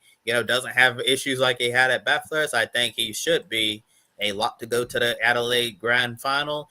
But as this system of Supercars doing it this year, it's going to be really interesting to watch, because the rules are, if you go to the Gold Coast coming up, let's say you're below the cut line, you're a Ty Dillon, who's the finals driver to get into this postseason. Ty Dillon could go out there, win race 1 on the Gold Coast, and he's automatically advancing to Sandown, to the round of 7 in this final system. So so the rules are, if you win either of the races on the Gold Coast or Sandown, you automatically move on to the next round. But if you win at Sandown, you're automatically going to the grand final and have a chance to win the championship there. But during those final races at Adelaide, you're still going to have to be consistent and all of that, because throughout the entire final weekend of the season. So I still think that Brock Feeney will still have the advantage for the most part, but as you can see, the points right there, Matt Payne is right there, and if Feeney has some issues, he could pounce and potentially steal this championship from Brock Feeney. So if I was betting right now, I think Feeney's dominant season can survive, but if he has major issues, then who knows what can happen, because I was looking at the points for the next couple of races in this new system. I said for each race, the winner's going to be able to get 150 points, and then second going to get 138, then 127, and then then it's just going to go down from there. So there's going to be no margin for error as we get into this final system. And Brock Feeney, he's going to have to stay on his game and make sure that he's not going to get caught out. And in regarding Cooper Murray, Joe, I mean, like, I would have really liked to see the rookie win Bathurst. Can you imagine if two rookies, not just Cooper Murray, but his co-driver Job Stewart, if both of those two young guns were able to go out there and win the biggest supercars race of the entire year? That would have been a remarkable story. But I do fear, it would have been overshadowed by, Cooper's, not so good rookie season. I know Airbus had a lot of hopes for Cooper replacing Brody Kostecki, moved over to Dick Johnson Racing last offseason. And Cooper, I feel like, has not, lived up to some of those expectations. I understand, he's a rookie and he was going to struggle, but I didn't expect him to struggle this much. But, lately he's been coming along well, had a good run at the AirTouch 500 at the Bend Motorsport Park, and then almost won the Great Race of Australia. I was just thinking during those final laps, I was thinking, wow, is a rookie really going to win Bathurst? Two rookies? I'm like, this would be an absolutely incredible story. And then I was looking at where he was in the points when the Supercars broadcast. They were saying if Murray wins this, he's in the finals. I'm like, wait, what? I said, where is he in points? Then I had to scroll all the way down. I'm like, no way. I'm like, he's 23rd in points, and he have 24 full-time Supercars drivers, so he's the second worst out of the full-time driver. And Aaron Cameron, who's 24th and the last full-time driver, he didn't even contest the first round because he was supposed to be the co-driver in that car. Aaron Love was initially expected to be the full-time driver, but they got rid of him after all the struggles he had last year, and then a horrendous start to this year. So they parted ways with they parted ways with Aaron Love and put Aaron Cameron in that car. So out of all the drivers who have competed in every single Supercars race this year, Cooper Murray was the lowest in points. And Tander, Joe, could you imagine someone like Cooper Murray, where he was in the standings entering Bathurst? Can you imagine if he won this race and then all of a sudden he's in the finals, one of the top 10 drivers to go for this year's championship? And then when you look at the first driver out right now, Cam Hill, Cam Hill 11th in points. He has one win. Cooper Murray would have had one win as well, but Cam Hill was a lot more consistent, more competitive than Cooper was during the season. And if Cooper also won that race, would have been a disappointing rookie year. Season saved, right? It's automatic. I said, what was a disappointing year automatically becomes a really good year because we made the postseason and we have a chance to go out there and fight for a championship. And I believe momentum in sports is contagious. So if Cooper won this race, like, what could be stopping him, for carrying that momentum into the Gold Coast? And could you imagine if he goes up there and win one of the races on the Gold Coast in a situation like this, and then he advances to Sandown, and who knows, what type of situation you could get there. But but strictly from a story standpoint, excluding the finals, would have been wonderful to see two rookies win the Bathurst 1000. But when you throw the postseason equation into this, situation, and where considering where he was so far down in points, I feared, if he had won, that a special win would be overshadowed by his entire 2025 season as a whole versus, just one, crown jewel race. Indeed, it would have been a big shame had he ended up winning and then gets, the Harrison Burton treatment after the fact. But one way or another, that did not happen. So thankfully, that will not be a hypothetical we have to continue to think about. But see, we have some more comments that rolled in here. Austin Cindric is going to race Adelaide. I thought that is what we understand to be true at this point. Looks that Cindric is going to make his Supercars debut very soon. One of the greatest Bathurst 1000s of all time, says Denver. Rain, fog, drama, Gold Coast, Sandown, and Adelaide next. I see Adelaide being the event destroying a championship dream in the final event. Well, wouldn't be completely unsurprising, especially if you're familiar with the NASCAR playoff format. After all that, though, with the Bathurst 1000 in the books, we'll be moving on to my shining moment of the weekend. And mine was going to go to Denny Hamlin, but I think Matthew kind of touched upon that. And we obviously did our fair amount of praise during our NASCAR segment. So I'm going to flip my focus over to Matty Payne. Obviously, a young driver still making a name for himself in the Repco Supercars Championship. And at 23 years old, to go out and win the Bathurst 1000 in epic fashion. And I don't think it's been paid enough attention to how much his head was on a swivel, so to speak. I mean, he could have just fought it out with Golding and, possibly lost out that way, much like Cooper Murray did before him. But having the presence of mind, and I'm sure his team fully filled him in on what happened as far as Golding's time penalty, to have the presence of mind coming to the white flag to, kind of just get out of the way a little bit and focus on his true challenge, which was David Reynolds, was simply immaculate. His run up the mountain to get some more distance between him and Reynolds ultimately paid dividends, as Reynolds, who had been making up a ton of time coming down the hill, wasn't able to replicate that on the final circuit. So Matt Payne, very impressive performance for such a young driver, and I'm sure he'll be in the conversation for Bathurst 1000s for many, many, many years to come. Now, I'll be throwing it over to Joe for a peek into a Petit Le Mans. So, Joe, what ended up happening in IMSA? Quite a lot of competition, quite a lot of action over at Road Atlanta Petit Le Mans. And one of the big things, of course, this was a big race for the IMSA WeatherTech Supercar Series Championship for the second consecutive race in IMSA WeatherTech Supercar. Why am I saying supercar? Sports car competition. Been talking too much about supercar. Sports car competition for IMSA WeatherTech Championship Series. Action Express Racing was the class of GTP, taking the 28th run of the Moto Petit Le Mans at Michelin Raceway Road Atlanta. The Whelen number 31 engineering Cadillac of Earl Bamber, Jack Atkins, and Frederick Vestes finished 5.1 seconds ahead of the number 23 Aston Martin Valkyrie, looking to pull off an upset win. After going winless for 2 years, Action Express ends the year with 2 endurance wins in the Battle of the Bricks at Indianapolis and now Petit Le Mans. The number 6 Porsche Penske Motorsport team also clinched the GTP championship with Matthew Jaminet and Matt Campbell. Mathia Jaminet, excuse me. Kobe, I think the lack of sleep is starting to get to me. It was right, Matthew.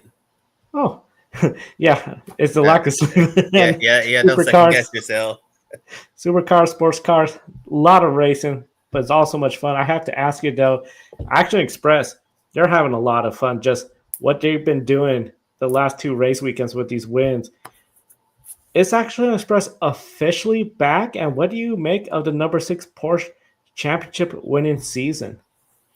So, well, with Action Express Racing, I think we can say that they are officially back now, because last couple of years you've been wondering what's going on with this team, because they've been, one of the benchmark teams of the IMSA WeatherTech Sports Car Championships top class for a number of years now, and to see them struggle these last few years has kind of been a head scratcher, wondering what in the world is going on with these teams. We're wondering, do the drivers they have, is it not a good combination? Have they had major changes on the personnel side? Behind the scenes that have really caused this team not to be as competitive in recent memory? Or is it the Cadillac GTP car not being up to par with the other manufacturer? Or is it just what everybody likes to blame, the balance of performance from ruining the day?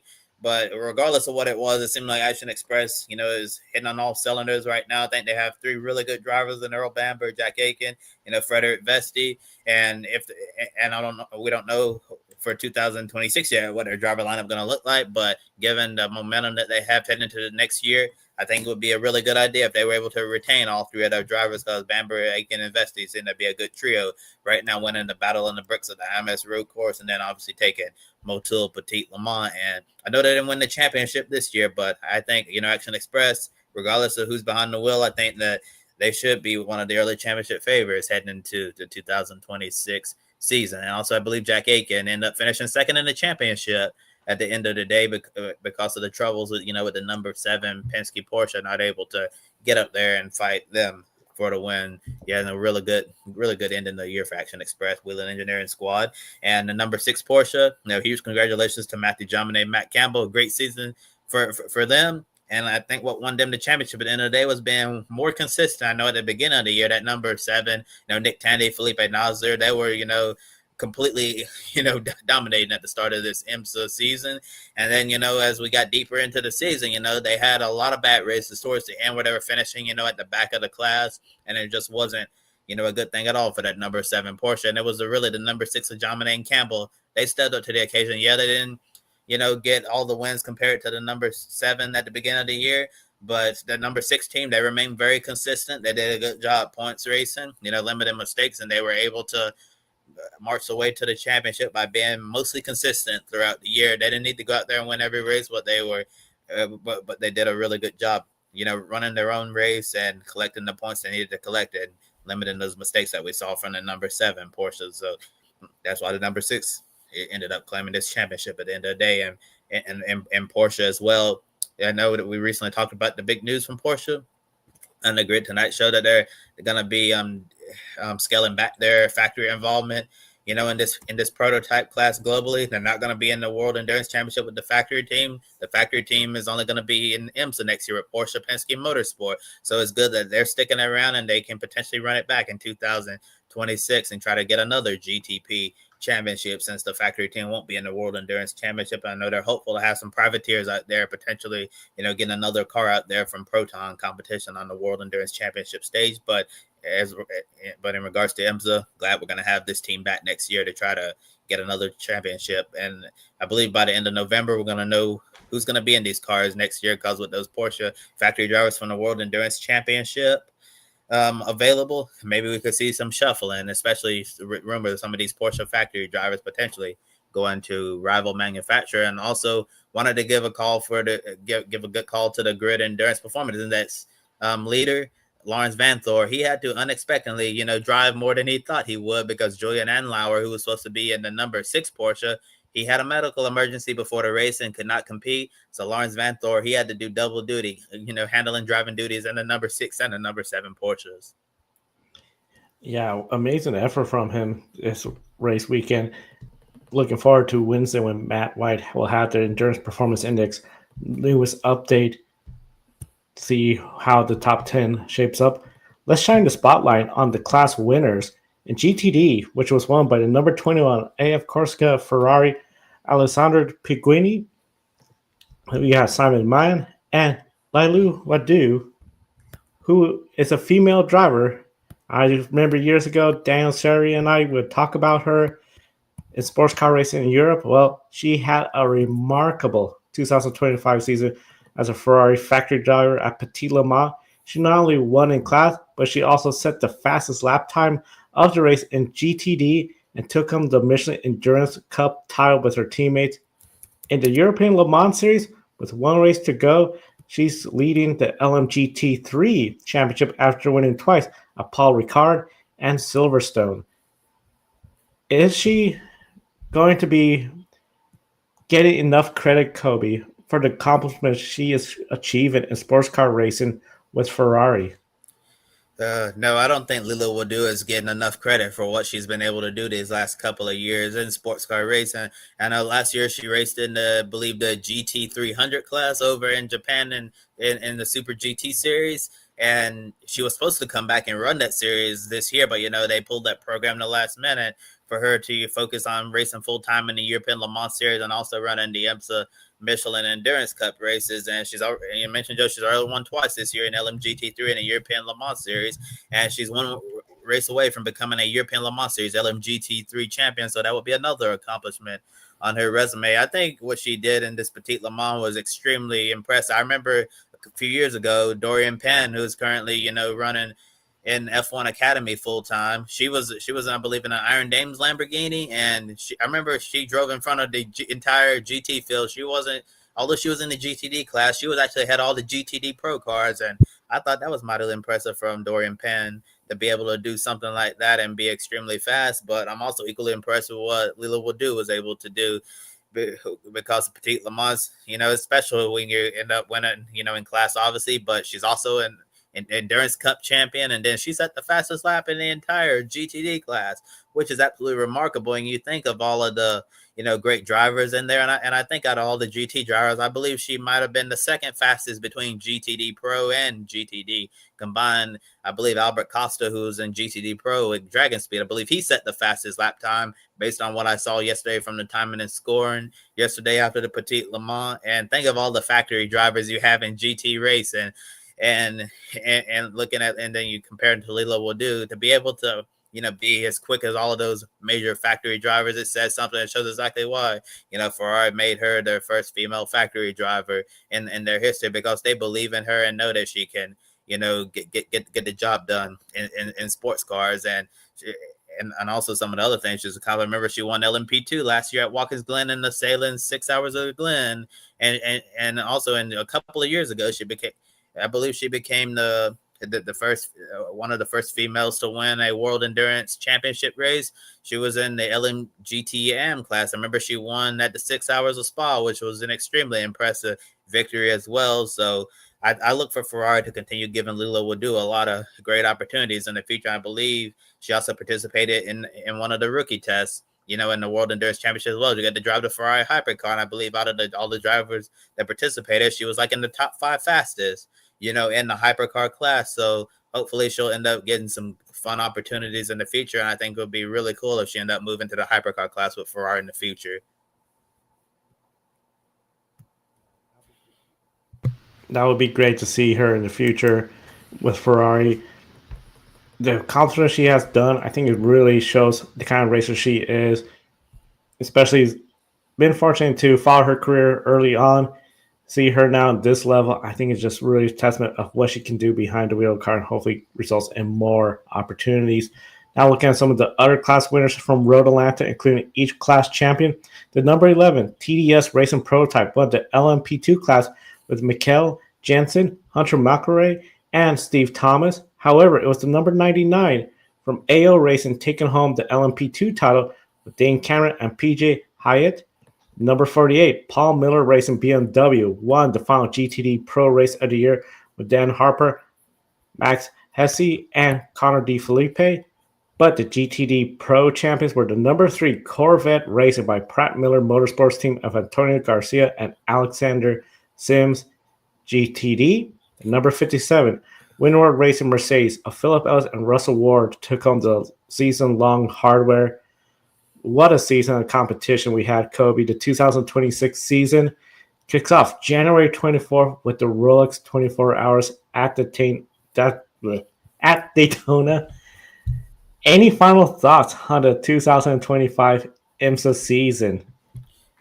Another great year for IMSA in the books. It seems like this series continues to get bigger every single year, and Motul Petit Le Mans was actually sold out yesterday, and it was crazy hearing about, people there on the ground who were saying that it was absolutely packed and people were trying to get into the facility, that people, all over the world coming to see this great sports car race and take in the action. And it's really nice to see that IMSA continues to show record growth year in and year out, and starting at the top of the classes, with the GTP class, saw a lot of lasts because, BMW, their program is going to go to Team WRT starting next year, and the Ray Hall Letterman Lanigan racing team, they're no longer going to be with BMW, which is really crazy to think about, because ever since I started watching motorsports, BMW and RLL have always been tied together. And it's going to be strange not seeing that team and manufacturer working together moving forward, although they are optimistic that they can continue to race in the IMSA WeatherTech Sports Car Championship in the future. And on this week's episode of Grit Tonight coming out, we're going to talk about the entry list for the preliminary entry list that IMSA released next year. We got the number of teams who are planning to run full-time versus those who are going to be like Rolex 24 only or run all of the Michelin Endurance Cup events. But they still have room for a few more entries. So just because you saw that list come out, that doesn't, and you're wondering where a certain team is at, that doesn't mean they won't be there. It just means, that they're still getting things together. So look for more teams to be added to that list. But it's going to be interesting to see what Team WRT is able to do with the BMW program.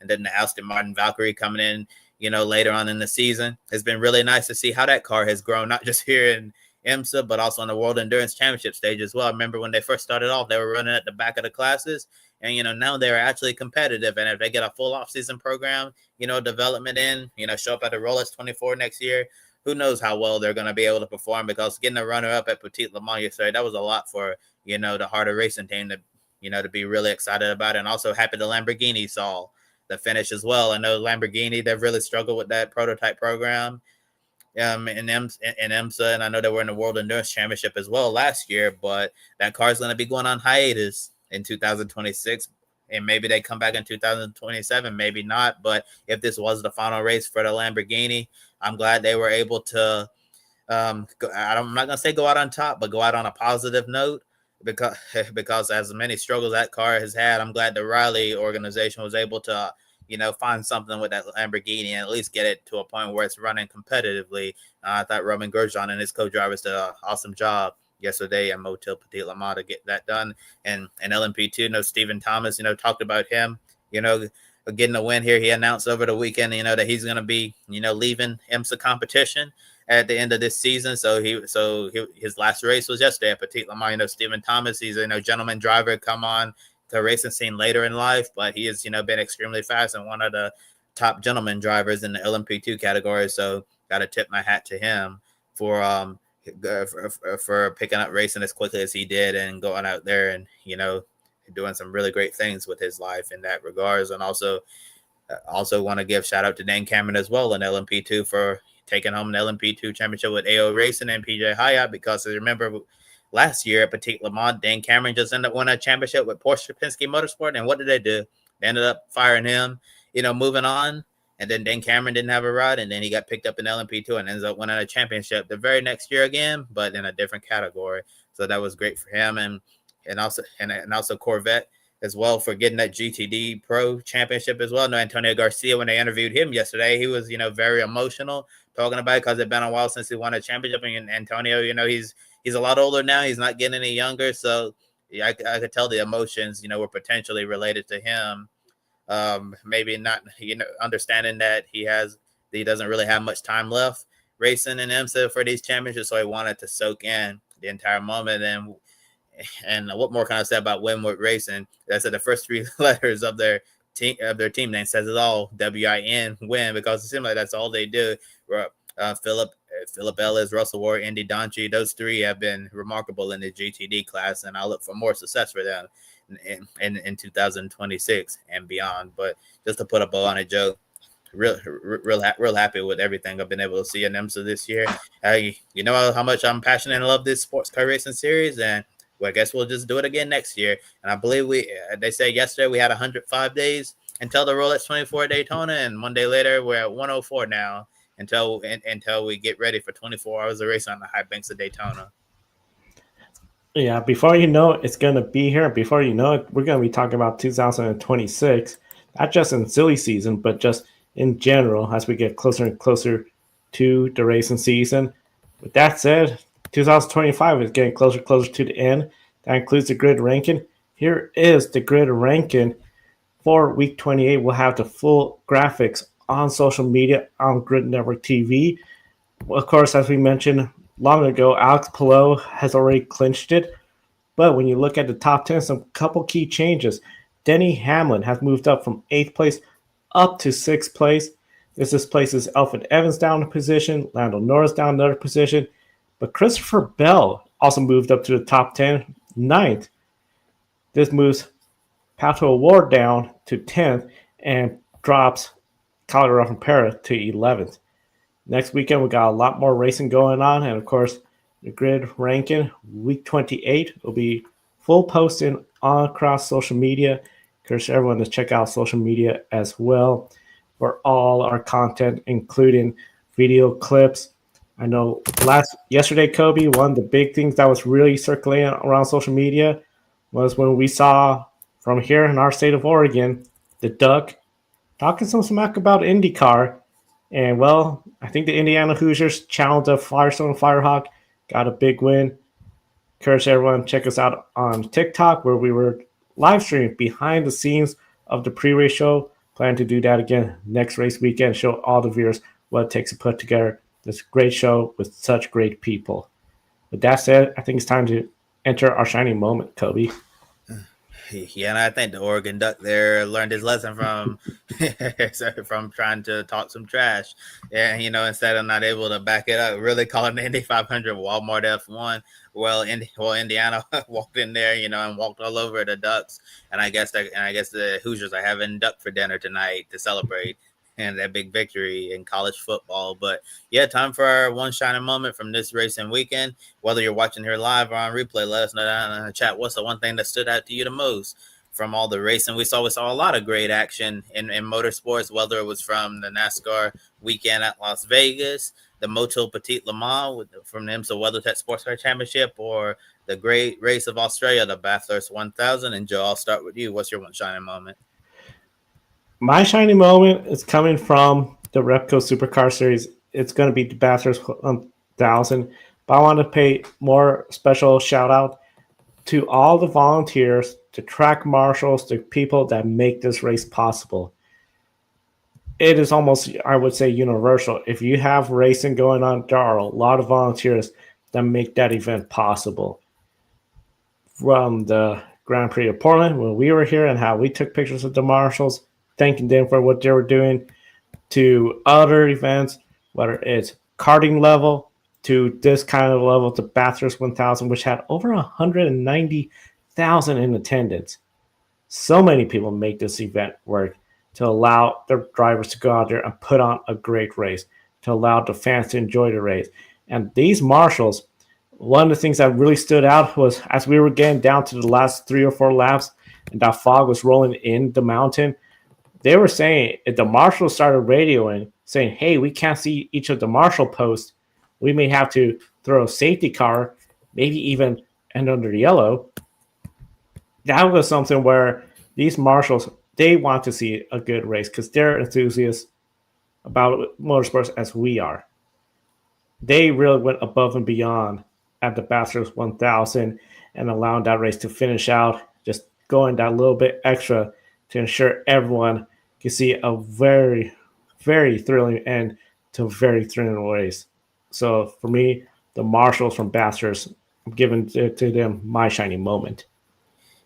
Yeah, and I'm just going to give the whole event my shining moment. I don't really have much more to add from what we talked about during our supercar section, but that Bathurst 1000, that's going to be a race we're going to be talking about from years to come, and I'm definitely going to put it on the list of all-time classes that I've ever seen. Like I said before, it's right up there with the 2007 Daytona 500. It's right up there with the 2015 MAV TV 500. Yeah, this year's Bathurst 1000 was just an incredible motor race from start to end. Like we were saying, you had no idea who was going to win. The rain tested, the drivers, unlike anything we've seen in a very long time. And it was just really nice to sit down and watch an authentic motor race, to watch those drivers, be tested to the limits. And it was just, such an incredible race that I'll never forget, Joe. And this will be a race I'll be telling my kids about maybe about 15, 20, 25 years from now, how great this race was. And thankfully, we'll have it in archives and we can go back and watch it later, years from now. You never know, Joe. We might be 10 years later and we'll be bored on a Sunday night and we're like, hey, I'm going to turn on that Bathurst race that that happened a decade ago because I remember how great it was. And I'm still really excited about watching that race, although it hasn't been 24 hours yet since it ended, but it's just just absolutely remarkable. And I believe that was a race supercars really needed because a lot of the races this year, honestly have not been extremely exciting. There have been a few ones, but for the most part, been pretty straightforward. And to get a race that's not straightforward, it was definitely a treat. And that's why you enjoy races like this a lot more, because it's special, because that this type of race doesn't come around often.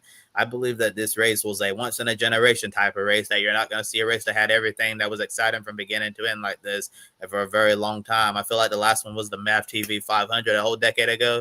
And here we are a decade later and, got one of them again. So I'm thinking we're probably not going to see another race like this in any form of racing until maybe about 2035, where we're keeping the same 10-year intervals. 2035, that'll be something else. Like you said, this was such an amazing race, and from start to finish, the kind of race where, yeah, definitely be talked about for years, and rewatching it. It was funny because I mentioned to Tanner and Matthew before the pre-race show, even if you were flying an airplane from Alaska to Indianapolis, which I know is a 6-hour flight because I've done that, you still have 57 more minutes of racing to watch before or after the flight. So, but a great 6 hours and 57 minutes of racing, and you haven't watched it yet, and you got time to do it, watch it. It was just, this is what racing truly is about. Before we go out there, just a quick note. Bob Pockrass tech is completed. Hamlin's the winner. Reddick, Bowman, Busch, and Keselowski's car to R&D for dyno only. So all results are official. We're going to call it a night, catch up on some sleep after a long night of racing. Big thank you to our investors, Colin DeShell, Mark, Robin, David, Matthew, and Crystal for investing in us each and every month through Patreon. Link in the video description. And of course, subscribe, hit the bell icon so you don't miss any of our program. Tomorrow, Ben and Brandon, Grid Encore. Then Kobe will be back with Grid Tonight with Josh and Matthew. Then we'll do this all over again next weekend for Talladega. For Kobe, Matt, and Tanner, I'm Joe. Thank you for watching today's program. We'll see you next time, and have a good night.